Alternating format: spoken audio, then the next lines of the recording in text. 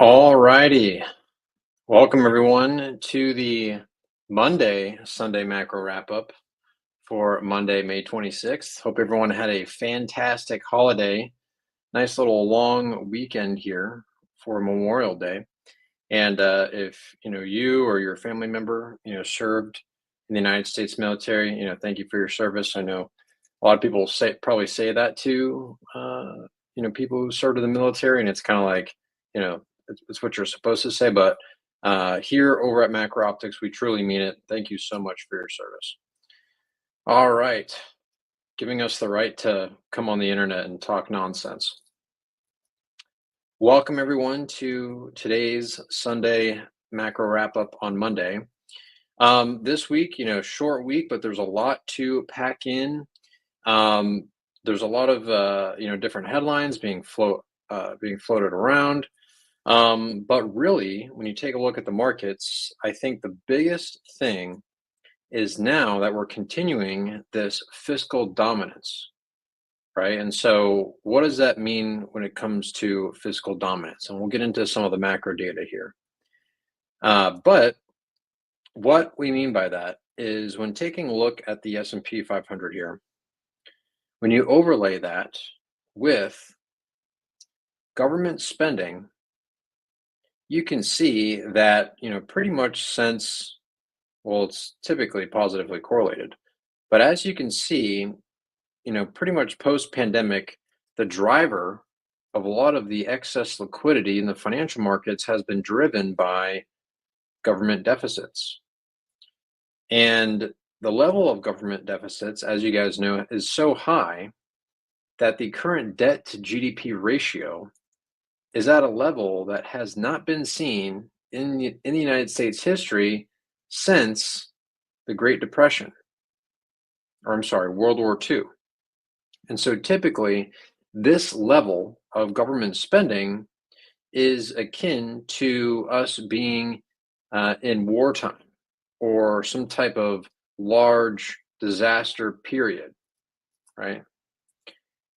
And so with all the noise that's going on right now, the Trump tariffs, we have bond yields rising because people are thinking that the government's going to default on its debt, which may happen at some point. But really, the main driver is that inflation and growth are reaccelerating because of this fiscal stimulus. What was interesting was that during the first quarter of 2025, you saw a deceleration in this fiscal stimulus. Well, what did the S&P 500 do during that time? Right, it had this huge dip. If you guys noticed, during the first quarter of this year, really the first quarter of the Trump presidency, yes, there was a lot of retraction from the spending, not because they were really trying to cut a lot of spending. It was because that they really couldn't, because they were trying to pass this budget plan. And so you just had a slight dip in government spending, and the market really did not like that at all. And so it's easy to overthink it, especially with all the noise that's out there. But we're really just continuing this fiscal domination in the markets right now. And at some point, that juice, that steroid injection, that sugar high will end. And we might continue to see further downside, but that is not today. We're continuing to see that accelerate. And so when you take a look at any type of government spending, whether that's red or blue, you can see that it's just more government spending, It's just directed in a different way. And so, in taking a look at the whitehouse.gov website, the official website by the president, you can see that a lot of this is meant to stimulate the economy by, reducing taxes for mainly not just people like, the no tax on tips, all that stuff, which is great. But the thing is that a lot of most of this incentive is going towards massive corporations, similar to the 2017 tax cuts.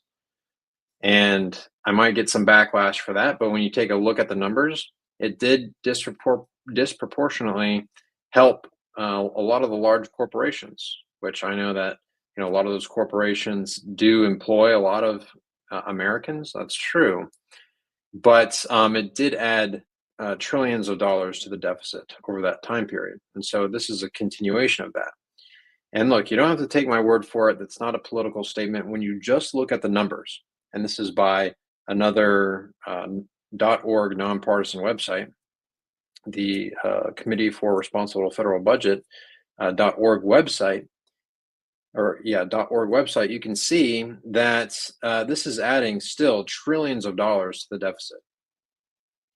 And by the year 2054, it's going to add 37 trillion more to the national debt, which is a doubling from where we're at right now. I think it's going to be accelerating further. But the thing is that this government spending is just going to keep on accelerating. And so with that steroid injection continuing, really, if the rate of it keeps accelerating, you're really not going to see too much of a drag in the financial markets. Somebody just commented on YouTube here and said that the Fed is printing, and that's actually not the case, right? So you can have money printing in the financial markets in three different ways. You have monetary policy, which is what everyone thinks of when they think of money printing from the Fed, right? Doing QE or one of their extraordinary measures. But you can also get easing and money printing through the federal government, which is when they issue bonds, right? So they're treasury notes, bills, bonds, issuing debt to people who want to buy it, right? And then also too, from the private credit markets, which are from banks, other institutions. Whenever you take out a credit card and start spending money you don't have, well, that's creating money in the system. And so you can also have that, from private institutions as well, like banks. And so there's lots of ways to inject money into the system and effectively money print. It all just depends on which one is doing it the most. And right now, the government is doing it the most. At some point, when the government can't, I'm sure it'll switch to one of the other two. But that's what we're seeing right now.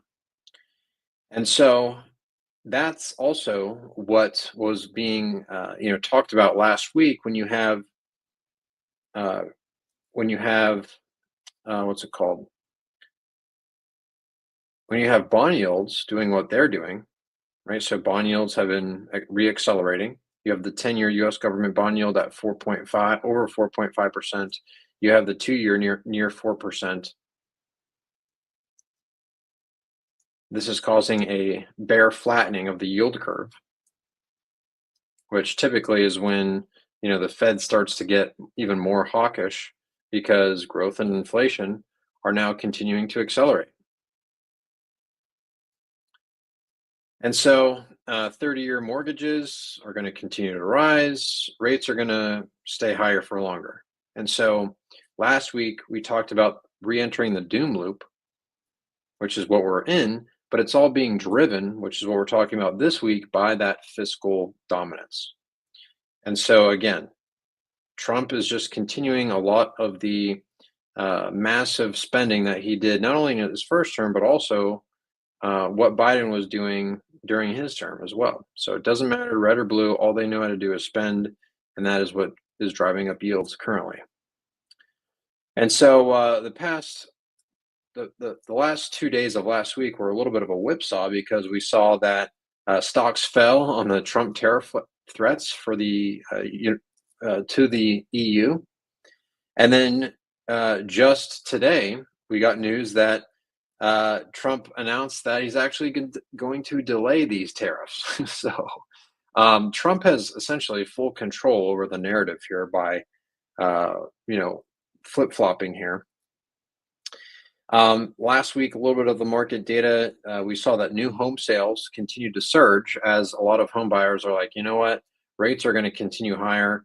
In anticipation of that, we're going to be buying homes. So you saw a large acceleration, similar to how we saw a large acceleration in manufacturing new orders before the Trump tariffs started to be in place, right? That's a lot of people going out and buying goods and doing orders before prices increase because of the tariffs. Um, we saw both the manufacturing and services PMI for the S&P Global continue or start to accelerate, which is pretty interesting. Now you're getting a growth or a growth coming back to showing strength with inflation, which would make sense because what has Bitcoin been signaling? Bitcoin has been signaling that very same sentiment, but just a lot earlier. Bitcoin, whenever it does this, that means growth, inflation are accelerating at the same time, and there is ample liquidity in the financial markets. So this move in Bitcoin is a signal in and of itself.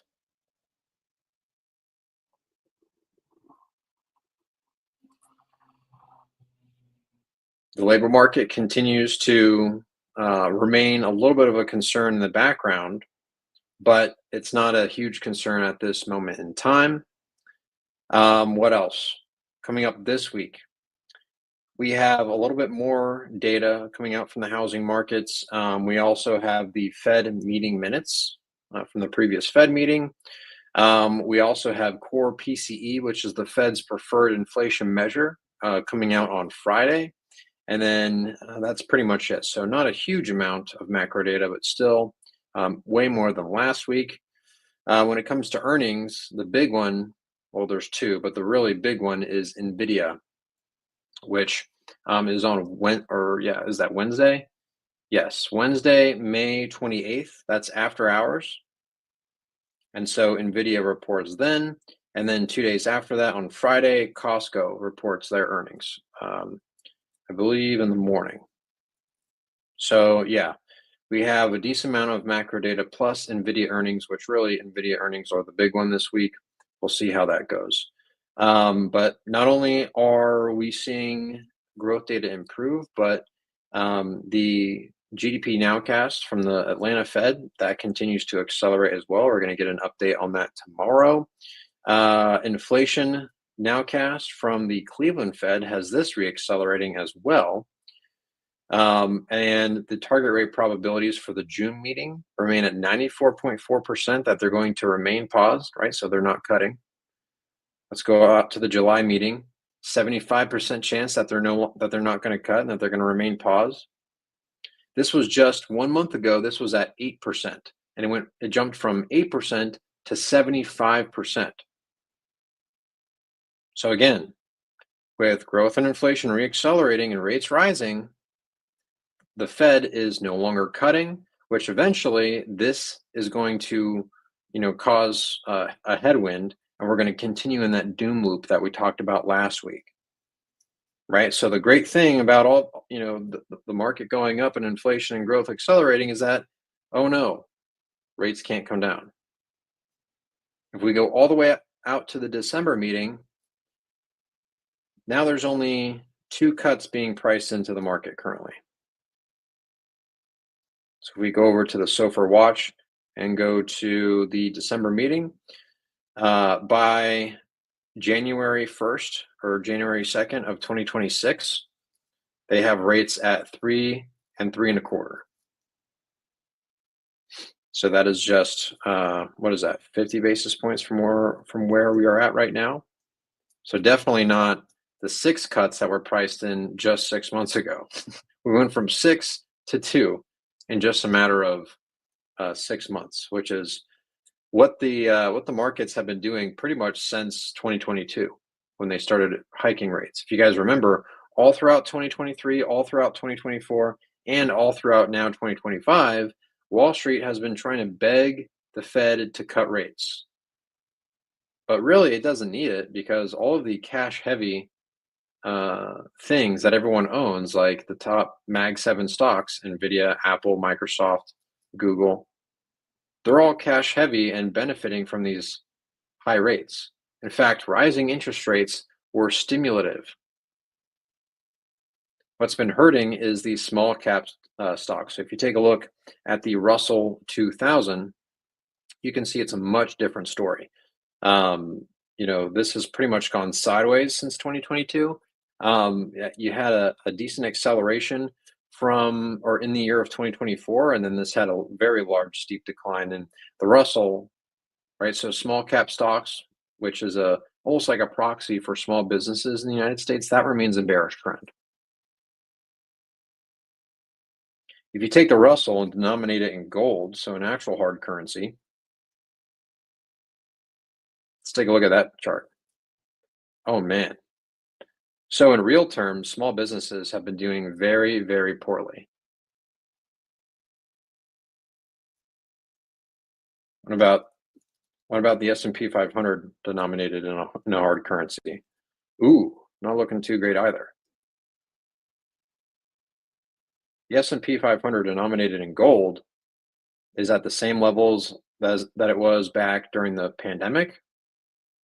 It's at the same levels that it was back in September of 2015, October of 2007, and September of 1996. So really, the majority of the gains in the market are not coming from actual productivity. It's coming from the denominator declining, which is the dollar. So again, value is not being generated. Only the denomination of the currency in which we measure things is getting worse. Anyways, moving on. What else we got here? Let's take a look at some private markets. We have the Chicago Fed National Financial Conditions Index. That after its spike and peak in mid-April, that has started to come down. So the private markets are feeling pretty good. Credit expansion continues to accelerate. Commodities a little bit down, but still remaining pretty much in an elevated / neutral trend. Commodity prices still elevated. St. Louis Fed Financial Stress Index back at the lows.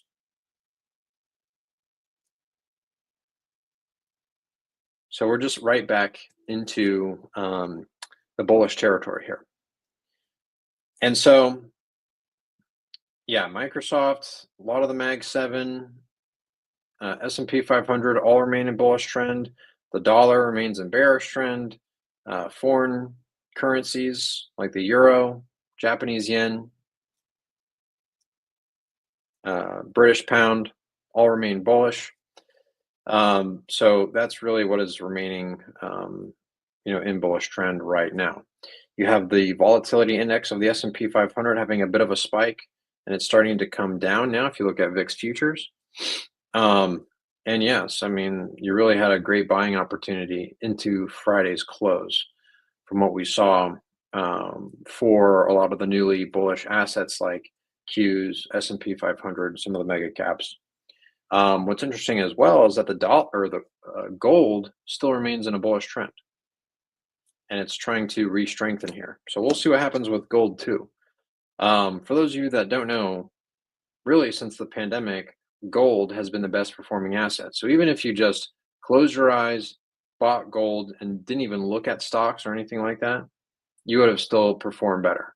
I think the only thing that's performed better is Bitcoin, but yeah. So that's what we're seeing here currently.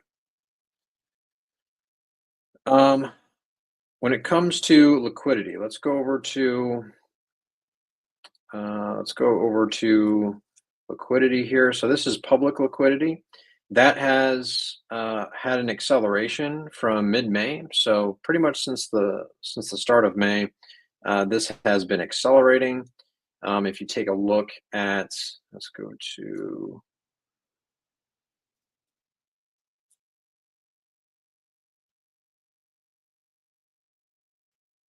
yeah, so private liquidity still remains near 6 trillion, which means that there hasn't been too much stress in the financial markets at all. So despite all this craziness, the financial markets remain pretty much intact. And that's something that we've been saying throughout the entire drawdown as well. You can go back and watch our videos from early April when things were crashing, and that's one of the things that we were highlighting was that you weren't really seeing too much stress from the financial markets. Yes, you had a large acceleration in credit spreads, which is something that we did note. But just like how the VIX came crashing down, you had a large retraction in credit spreads, and they went back to narrowing. And so it is what it is at this point. But yeah, that's just an unprecedented move. Very crazy to see that. But yeah, it is what it is. Bond volatility remains in bearish trend, and so that's also a signal that there's not too much, credit stress at this time being priced into the markets. All right. All right. Now, um, for those who are joining on our stream, the way that these Sunday macro wrap-ups work, is that typically for the first 30 minutes I'm streaming, and then the last 30 minutes we go offline to just the members in our communities who are joining here live on the Zoom call. So we're going to go ahead and kick it off there. And as on those calls in the last 30 minutes, we talk about actionable ideas as well as other tickers. So if you guys want access to that, I would highly recommend going to the link in our bio to start your 7-day free trial of our macro investing community. Yep, it's Monday. We're doing the Sunday macro wrap up on Monday. But but yeah. But all right, everyone. Appreciate everyone for joining here. Good luck out there on this short week.